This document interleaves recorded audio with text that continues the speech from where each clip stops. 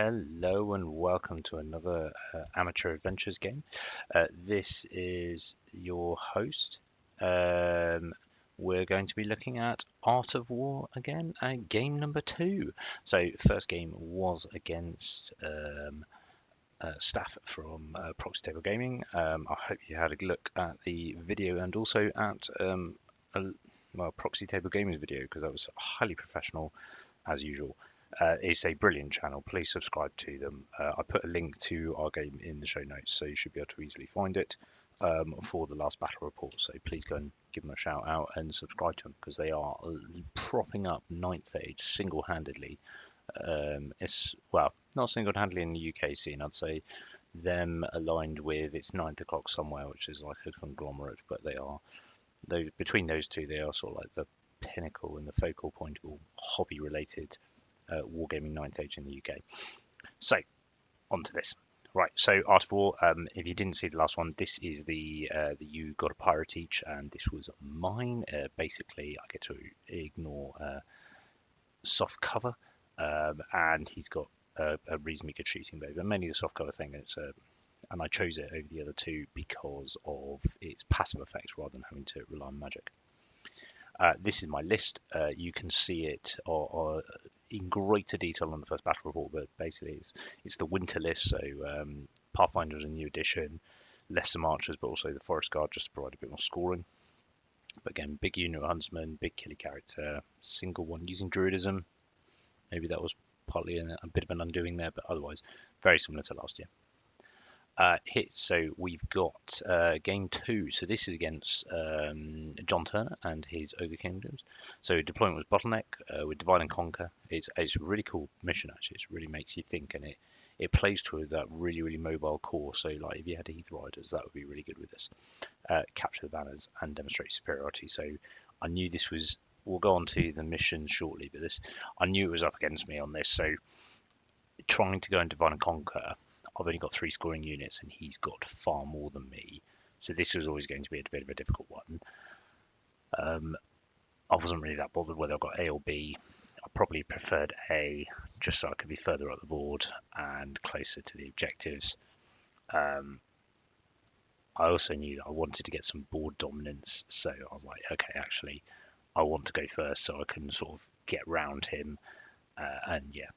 The interesting part of this is you have special rules, which is turn cost. So once per turn at the start of your opponent's phase, you may, at one of their opponent's phases, you may attempt to bribe units. So if it's the beginning of the assault phase, you do it at the beginning of assault phase or melee. And these were the impacts of them. Just for the record, we had. If I forget about it for the rest of the game, that's because we had 0 change of loyalty. I know it did happen in other games quite a lot, but there was 0 in this. So yeah. We've then got demonstrate superiority, which was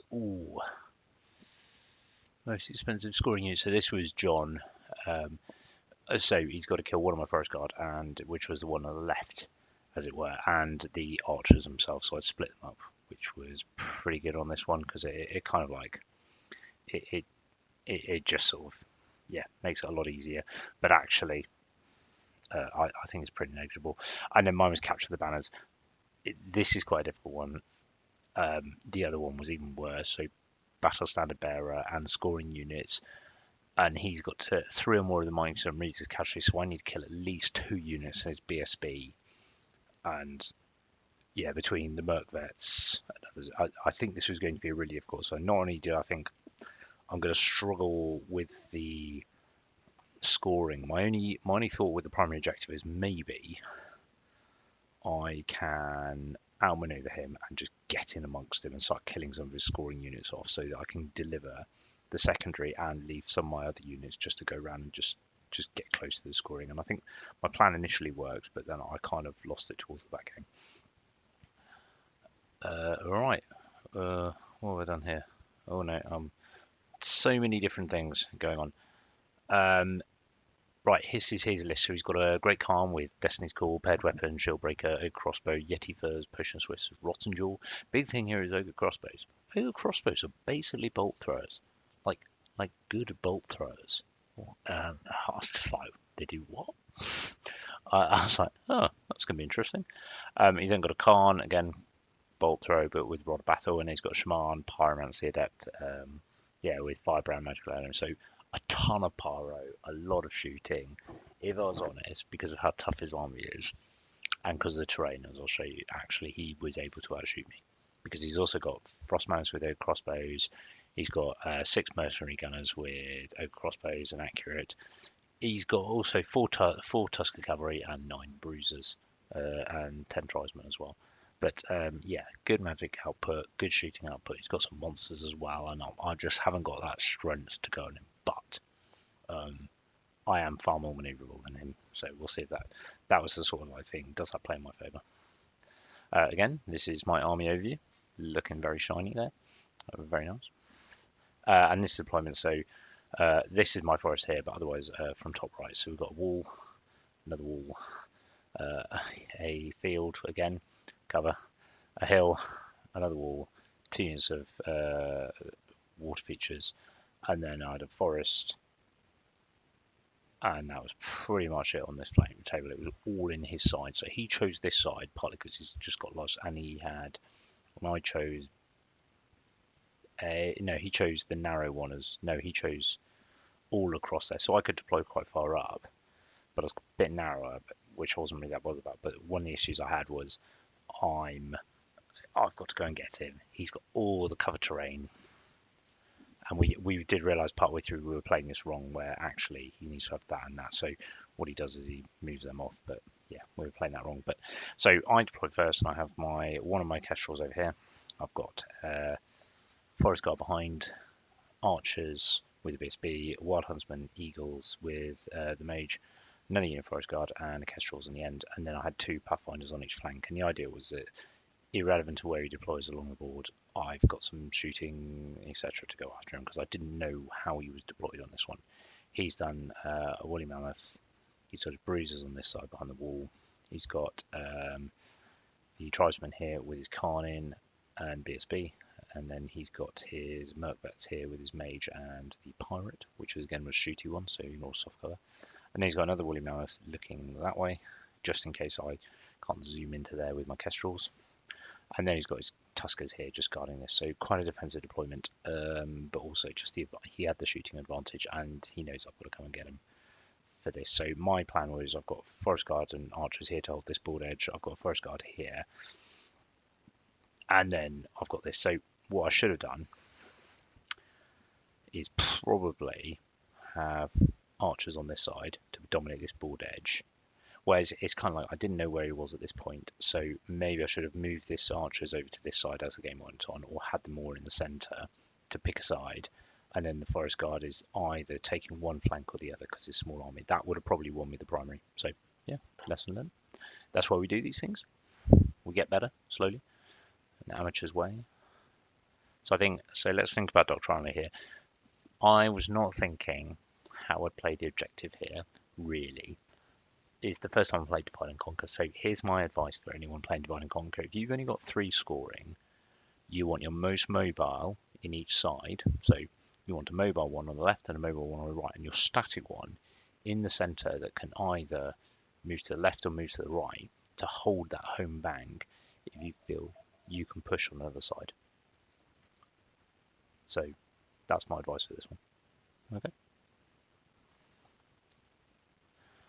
Right, Vanguard, you can see my Kestrels have gone up on the right and the left, and the Pathfinders have pushed quite hard just because on the left I'm pretty free. Oh, wrong way. Silvernail's turn 1, so you can see mine here. I've left the Forest Guard sort of near in that side. I've moved the Pathfinders back over so I can start shooting into this, but we have got a field here, and what I should have done was put them up here, just start plinking off with the Tuskers. I've got the Forest Guard, the Kestrels there. They're behind the hill, so we can't shoot them or do anything, but he's got to come to me. I've got the Eagles and the Wild Huntsman in the centre because I didn't realise how powerful crossbows were at this point. And my idea was like, if he doesn't do that much damage with Pyro, I'm going to start threatening his units here. That was my thought. Or punch my Lord in to go and stop just holding him back so I can at least draw the objective. I've then got my Archers and Forest Guard just going to start plinking away here with the Pathfinders, and the Kestrels just keep the Woolly Mammoth honest. That pretty much it. So you can see he's moved his, so in the center, you can see it's actually started to work. He's moved his back, and yeah, otherwise he's stayed pretty sane. He's moved the mammoth around, he's got the tuskers there, but otherwise no difference. And then his pyro started, and he killed a few of my guys, killed about 3. No 4 there. So yeah, he's killed 4, so I've only got 2 left in the back rack. And then it's my turn, so you can see I've left my kestrels on the left. My pathfinders started to come forward because this is where I'm realizing the field on the flank there is not great. I'm putting a couple of wounds on each time. My forest guard are then moving up to here, but I'm really in a bit of a conundrum. They're supporting, but I don't really have a way of going in there without losing this quarter because my other 2 scoring over this side. I've started to try and plink off, but I really haven't focused fire at all here, and I think that was my other minor point, is like actually I've minimised my ability here to impose myself in the game because I've split my kestrels either side. Now, actually, the kestrels are still keeping them honest because I think if those kestrels went there, these 2 would have just bomb burst up. So I've got the ability. I'm holding him on the right flank, and he's happy with that. I'm holding him on the left, but I think actually his shooting is going to overrun me. But my plan here is just to keep him honest. Just hope my druidism pays off. Here's one there. Yeah, I got Veil of Mist off on him, and you see a couple of wings there. So I've managed to kill 1 with all my shooting and got Veil of Mist off on that. So that should mitigate some of the pyro. On his turn, he tries to charge. So sorry, that yellow dice is actually where the kestrels are. He failed the charge, which I'm very happy. So now I've got a good flank on there. But he does kill another 2 with his shooting. So I'm taking a bit of pain with that Wild Huntsman unit. And then another one. So yeah. Still with a -2 to casting and -1 to shooting attacks, it still does another 3. So I've lost 7, but maybe with all that shooting, actually, that's pretty good, isn't it? I think this is one of my mistakes here. I'll show you it. So what I do here is I think this unit is becoming non-combat effective, so I need to just reword it. So I push over the flank, whilst I've also pushed the eagles in there and the kestrels. My lord has come here. What I've done is create a situation where actually I need to put magic support on him, but also magic support on these. I haven't got enough magic support really to do both because they need quite a bit of both. So I should have either done one or the other. And in the end, even if I should have done this or this, and I create a situation because I think actually at that moment I could have just moved my kestrels round from the tuskers just to their flank, have the eagles still in the centre supporting this. So if these guys come forward, I can still react. My lord could even come over to this side just to hop this, and my wild huntsman just pull back a bit to get a bit of druidism and do that. And that's probably what I should have done here instead of gone for break. But I don't know, game 2, yeah, I went for it. It was a bit of fun, and I think that was my mistake here. See him there, staring it down, getting no magic support whatsoever. I do manage to kill a few bruises off, so this is why I should have moving the Lord and the Wild Huntsman back there, because I could have actually really threatened that unit. It doesn't take much between them and the Forest Guard, and that unit is gone, and then he really does have problems. Yeah, because this is what happened in combat. I got fairly little magic off. Not a good phase to not do well, but either way, he's killed 2 of my Kestrels overran, and that's with the Disciplined 10 character there. I killed 1. They were res 5, so yeah, it doesn't take much to like fluff this one and bounce. I'm winning on 4s with the Eagles with only AP1, and the Kestrels are not tough in that sense. I couldn't. So I think this is why I charge these too early. So I should have been using the Pathfinders just try and chip away wounds here, because if I'd killed 2 on the charge, I think this is different combat. But yeah, so I got that wrong completely. And then in his turn, sorry, I've got a big one, but he doesn't really move. Yeah, I go down to quite a little amount of wounds. So yeah, not great there. So I think that's 1 wound. I smash back and I drop my potion, so I'm back up to 2 wounds. He's going to kill me in that turn with those eagles. I knew that, and he's killed my magic. So not only that, I've lost my magic and for the rest of the game, so I can't heal anyone. This is the other bit I need to start working out. I think with the eagles, I just need to find the points to get a 4th eagle and leave the mage out of it. Or with this army, No, the mage on the Eagles does work. Like there's lots of times where moving 18 and then having that range does pay off, and there is a massive difference between having somebody in light troops and moving 10, because you can't move around corners and stuff like that. You can fly over stuff, and that. So I don't think that's the way to go with this, but I do think this was an issue. So he's shot me there. He's forced me back here. He's beaten them there. They're going to rally, so that's fine. I've still got that threat in the flank, but I've got no way now of healing them because he's killed my mage in his turn. Somehow he didn't break it, but he's got my turn now. No. Either way, yeah.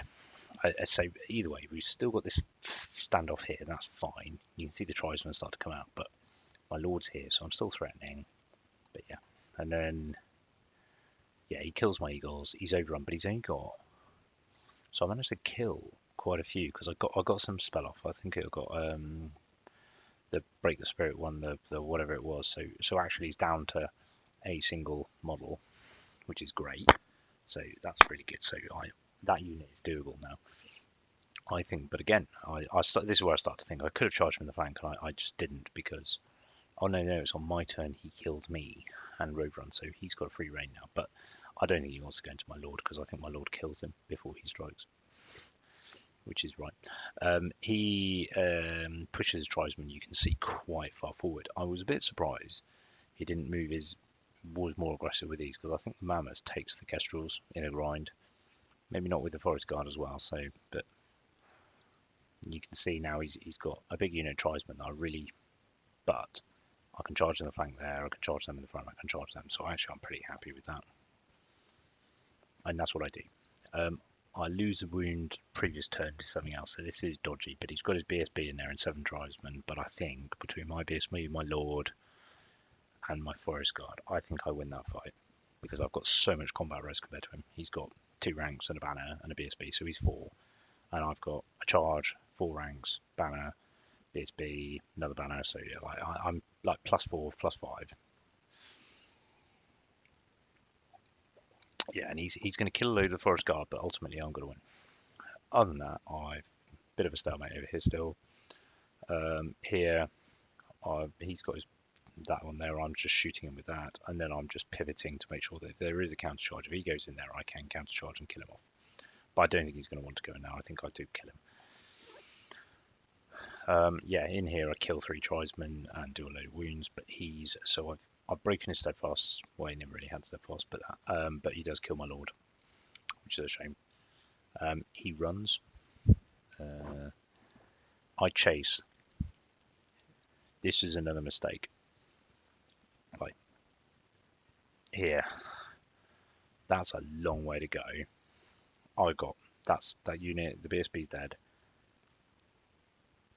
I don't need to chase them. I should have just reformed. He can come in there, yeah, fine. But I think I do eventually kill him on the grind. Between my BSB and other stuff, I do survive that one. That I've still got this scoring unit here. But if I move out of the zone, I'm risking it, and he has a chance to come in the flank, and there's no guarantee I catch them, and then I'm all over. This was one where I should have just held. If he wants to come back in, I can shoot him a bit more, take off a few more. Because if I get a turn of shooting on them, I think I kill 2 ogres. If they've got 2 wounds on one and that, I think I kill 2. He's only got 3 ogres left, and at that point, I'm pretty happy with the unit. I failed the overrun with both the archers on there. By the way, just that unit is in there. They are all the unit. He decides he's agrees. He doesn't want to charge him in the front, so he moves to the side there, and he's sat in front of my pathfinders. That's going to be a bit of a. I don't really know what's going to happen there. He does rally his ogres. Damn it. And then and then I shoot in my turn. Why do I kill his? He somehow kills my forest guard. Oh, I know why. So he rallies them on his turn. He charges his mammoth and his ogres who are overrun. My archers are in the flank, and he managed to. He kills them.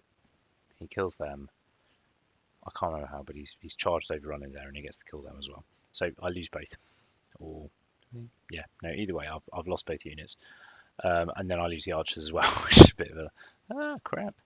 He in his turn, he also tries and shoots off a load of my. Yeah, I don't actually know how he kills my forest guard. Am I missing a turn? Do I charge him again in my turn? Yeah, I must. Yeah, yeah. You know what? I must charge him in my turn, 6, with my forest guard. So here, which is probably not a good choice, to protect my archers because I think maybe I win. But I've got no magic support. And that's not, I don't get +1 to win, so I'm winning on 5s, and then he's got 5 blooming ogres, so I'll probably kill one and 4 ogres smash me back and kill them. Okay, so they're dead. I don't know what happens there, but I'll kill them. Yeah, and then that's it. And then that's the end of the game. So I've got, well, they're all dead. I've got Kestrels, 2 units of Pathfinders, another unit of Forest Guard, and these 2 units over here.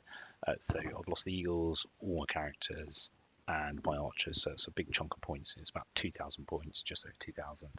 So it's a difference that gives me a 614 to John already, and then he's got the primary and secondary objective because he killed my archers, and I've got no.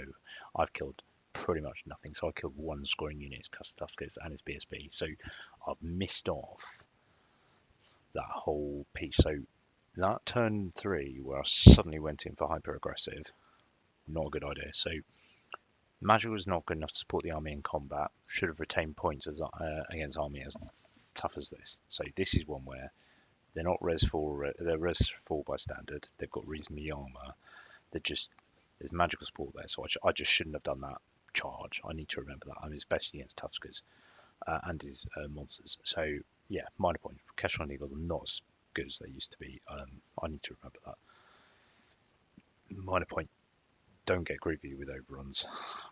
Yeah, that was a minor point there. So I think it was. I didn't need to go to be. There was a time to be aggressive, and there's time not to be. An army like this is probably not one of them. So yeah, that was kind of that one. So, but this is where I'm at to now. I've only got 2 points off that game. Ooh. So on my second game in the tournament, I've got 0 wins, 0 draws, 2 losses. I'm on 7 out of 40 points. But it was a good fun game. I enjoyed it quite. I think what it has done, and I didn't even realise what I'd done wrong until the start of this video. Not even when I was putting the PowerPoint together. It's Divine and Conquer. Because I generally only play with 3 scoring because I'm stinking Sylvan Elves, and yeah, who needs to score? That's my advice for all amateurs. As a baseline, if you want some advice, you put 2 faster units on a flank each, especially if you don't know where the enemy is, and 1 in the centre to drop into either quarter allows one of those to push in one flank. That's my advice. Something I'm going to do now for that. It just gives you flexibility rather than what I did was put 2 on one side and 1 on the other and hope that was good enough, and it wasn't. But yeah, no. Right. It's been a great time, but I hope you think. Apologies for the gap, but that was because I was on holiday in Italy. Lovely area west of Bologna. I fully recommend you, especially the food and the pasta. But we had all seasons. Made a snowman with my daughter for the first time, and it was bigger than her. But then also finished the week on 24 degrees, which my wife was exceptionally happy about because she likes the sun and I don't. But it was a brilliant holiday, had a great time. But that's why I haven't done this for 2 weeks, because I've been away. But hopefully this makes up for it, and we'll get back to normal viewing with a video a week. Cool. I've got a surprise for you at the end of Art of War 8, because I'm going to do a guest with John. We've arranged where we're going to do a sort of retelling of his Art of War as well. So we're going to see how that goes. And then we'll get into the Doctrine stuff, because I'll probably run out of games for a bit. Until, bit of a plug, Bloodbath 3. Bloodbath 2026. It's up. Unfortunately, it's fully thing, but if we start to have some dropouts, there's always the reserve list, but I recommend it. Keep an eye out for any Bloodbath. They went really quickly, and within 24 hours, we'd sold all the tickets. Ben, that was really good plugging. But yeah, that was really good. But thank you very much, and we hope you have a good one.